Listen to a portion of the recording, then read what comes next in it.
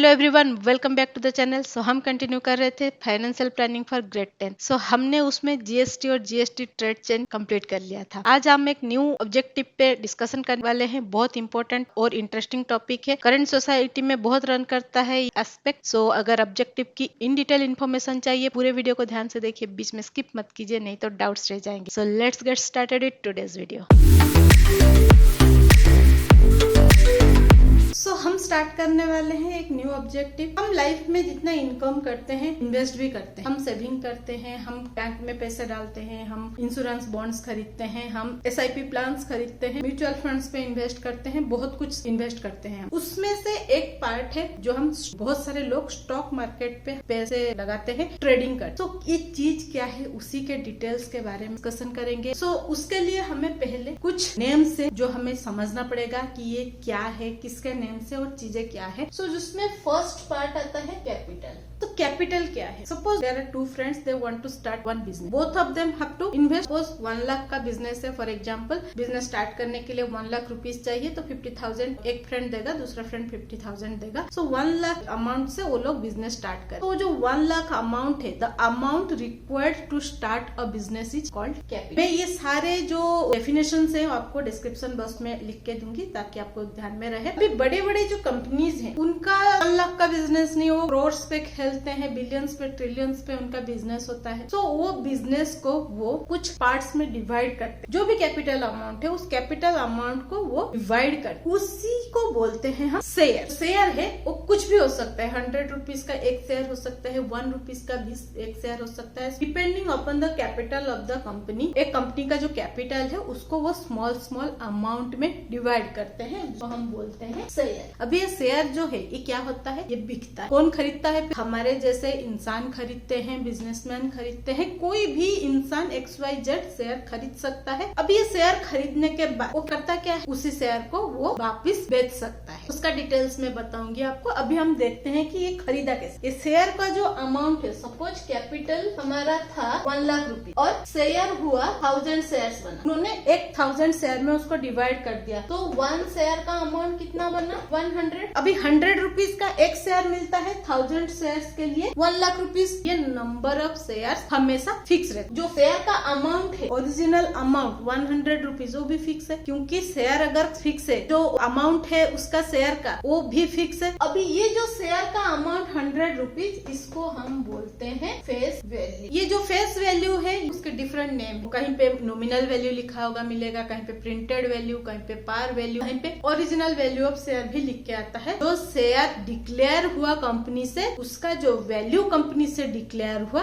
उसको बोलते हैं फेस वैल्यू। तो ये जो फेस वैल्यू है ये फिक्स रहता है, ये चेंज नहीं होता। नंबर ऑफ शेयर भी चेंज नहीं होता। ये जो फेस वैल्यू का अमाउंट है आपको शेयर सर्टिफिकेट पे लिख के आता है। अब ये जो फेस वैल्यू के साथ शेयर कंपनी ने डिक्लेयर किया, ये जो डिक्लेयर किया, ये कहाँ पे डिक्लेयर किया, उसका अलग सा एक ओपन मार्केट है, जिसको हम बोलते हैं शेयर मार्केट या स्टॉक मार्केट। तो ये शेयर जहाँ पे बिकता है उसको हम बोलते हैं शेयर मार्केट। अभी ऐसे मार्केट्स कहाँ कहाँ पे हैं? ऐसे मार्केट्स 2 हैं इंडिया में, एक है BSE और एक है NSE, बॉम्बे स्टॉक मार्केट और नेशनल स्टॉक मार्केट। तो ये दोनों सबसे बड़े स्टॉक एक्सचेंजेस हैं। तो अभी मैंने जैसे बोला कि number of share and share का अमाउंट दोनों चेंज नहीं होता है, तो लोग शेयर खरीदना बेचना ये सब काम करते क्यों है? प्रॉफिट कहाँ मिलता? अभी ये जो शेयर 100 रुपीज का कंपनी ने खोला, अभी जब ये स्टॉक मार्केट में खुलता है, उसके वैल्यूज कम ज्यादा होते रहते हैं। वो एक एक सेकंड में वैल्यूज चेंज होता है, डिपेंडिंग अपॉन द प्रॉफिट और लॉस ऑफ द कंपनी। तो कंपनी का रेपुटेशन और बिजनेस इतना ग्रो करेगा, उसका जो सेलिंग वैल्यू है वो बढ़ता जाएगा। तो जिस वैल्यू पे ये मार्केट में सेल होता है, उसको हम बोलते हैं मार्केट वैल्यू। तो ये 100 रुपीज का फेस वैल्यू था। सपोज मार्केट में जब ये ओपन हुआ, इसका जो सेलिंग वैल्यू है 150 रुपीज हो गया, तो 50 रुपीज यहाँ प्रॉफिट हो रहा है कंपनी को। अगर मैं खरीद रही हूँ, कंपनी 100 रुपीज में ओपन किया था, मैंने 150 रुपए में खरीदा, तो कंपनी को एक्स्ट्रा मिला 100 रुपीज तो वापस मिला। तो उसने अपने शेयर से लगाया था 50 रुपीज, उसको एक्स्ट्रा मिला। कंपनी अगर रेपुटेड है, उसका बिजनेस बहुत ज्यादा ज्यादा है, बहुत प्रॉफिट कर रहा है, देन उसका जो मार्केट वैल्यू है वो बढ़ता जाता है। जहाँ पे कंपनी लॉस में चल रहा है, रेपुटेशन उसका कम हो रहा है, वहाँ पे कंपनी का जो मार्केट वैल्यू है कम होता जाता है। सपोज मैं स्टॉक मार्केट में जाके स्टॉक खरीद रही हूँ या शेयर खरीद रही हूँ, तो मैंने अपने कमाई से 150 रुपए उस कंपनी में इन्वेस्ट किया, तो मार्केट वैल्यू को हम क्या बोलते हैं? इन्वेस्टमेंट। सो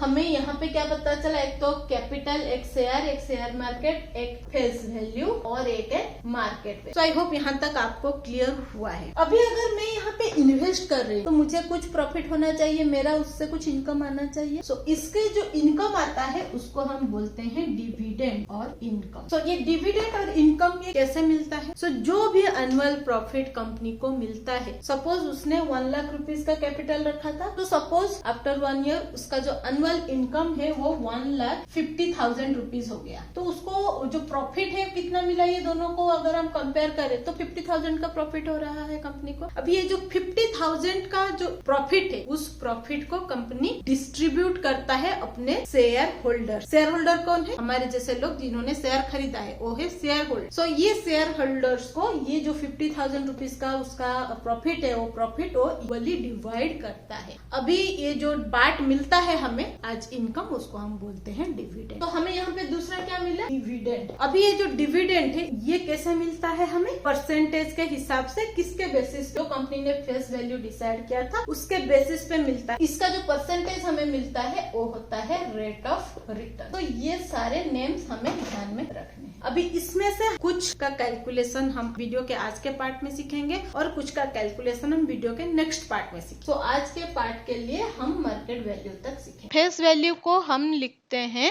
FV, मार्केट वैल्यू को लिखते हैं MV। अभी पहले हमें देखना है कि ये दोनों का रिलेशन कैसे रन करता है। सो जब market value of share is greater than face value, तो हम क्या बोलते हैं उसको? कंपनी प्रॉफिट में जा रहा है, या शेयर को हम बोलते हैं शेयर इज एट प्रीमियम। अगर कंपनी का शेयर का फेस वैल्यू 1000 रुपीज था और मार्केट वैल्यू उसका हो गया 1050 रुपीज, मार्केट वैल्यू ज्यादा है, फेस वैल्यू कम है, तो हम बोलेंगे share is at premium of 50 rupees. Next होता है मार्केट वैल्यू जब फेस वैल्यू के साथ इक्वल होता है। 1000 रुपीज डिक्लेयर किया था कंपनी ने, 1000 रुपीज में ही बिका, कम ज्यादा नहीं हुआ। सो उसको हम क्या बोलते हैं? Share is at par. Next और एक बचता है जब मार्केट वैल्यू फेस वैल्यू से कम हो जाता है। कैन हैपन, बिजनेस लॉस में भी जाते हैं। सो जब मार्केट वैल्यू फेस वैल्यू से कम हो जाता है, 1000 रुपीज का डिक्लेयर किया था कंपनी ने और सपोज 950 रुपीज हो, तब भी हम क्या बोलेंगे? Share is at discount. So यहाँ पे हम लिखेंगे share is at discount of 50 rupees. So जब मार्केट वैल्यू फेस वैल्यू से ज्यादा होता है, शेयर प्रीमियम में होता है। जब दोनों का वैल्यू सेम होता है, देन शेयर एट पार होता है। जब मार्केट वैल्यू फेस वैल्यू से कम होता है, जो शेयर है वो डिस्काउंट में चला जाता है, मतलब कंपनी का शेयर बिक नहीं रहा है, सो कंपनी कम दाम में शेयर बेच रहा है। आपने अगर न्यूज देखा होगा, न्यूज में साइड में एक बार चलता रहता है जहाँ पे शेयर्स लिखे हुए होते हैं। सो जहाँ पे प्रीमियम में शेयर चलता है, मार्केट वैल्यू फेस वैल्यू से ज्यादा होता है, आप देखोगे वहाँ पे ऐसा एक ट्रायंगल आएगा जो ऊपर की तरफ होगा, अपवर्ड साइड में ट्रायंगल आएगा जो ग्रीन कलर में होगा। जब डिस्काउंट में आता है तब ये जो ट्रायंगल है वो नीचे चला जाता है, डाउनवर्ड चलता है और ये रेड कलर में दिखाया जाता है, मतलब ये डिस्काउंट पे चल रहा है और ये प्रीमियम पे चल रहा है। सो ये हो गया हमारा calculation face value and market value का। सो अगर एक कंपनी का जो मार्केट वैल्यू है सपोज 1050 रुपीज और वहां से मैंने 3 शेयर खरीदा, एक शेयर के लिए 1050 रुपीज मुझे पे करना है। अगर मैंने सेम कंपनी के 3 शेयर खरीदे, मुझे कितना पैसा देना पड़ेगा? तो मैं यहाँ पे 3 मल्टीप्लाई करूंगी, सो 3150। सो 3 शेयर के लिए मुझे 3150 रुपीज देना है। तो मेरा टोटल इन्वेस्टमेंट कितना हुआ? मेरा total investment is 3150। So investment is equal to market value multiplied number of shares. So market value, face value और इन्वेस्टमेंट, ये तीनों को लेके क्वेश्चन सॉल्व करते हैं, देखते हैं इसका एप्लीकेशन कैसे होता है। सो जैसा कि आपको यहाँ पे टेबल दिख रहा होगा, यहाँ पे कुछ ब्लैंक स्पेसेस हैं, उस ब्लैंक स्पेस को हमें भरना है। क्वेश्चन के हिसाब से यहाँ पे हमें 3 शेयर्स लिखा हुआ है, यहाँ पे फेस वैल्यू, यहाँ पे शेयर का कंडीशन और यहाँ पे मार्केट वैल्यू। First question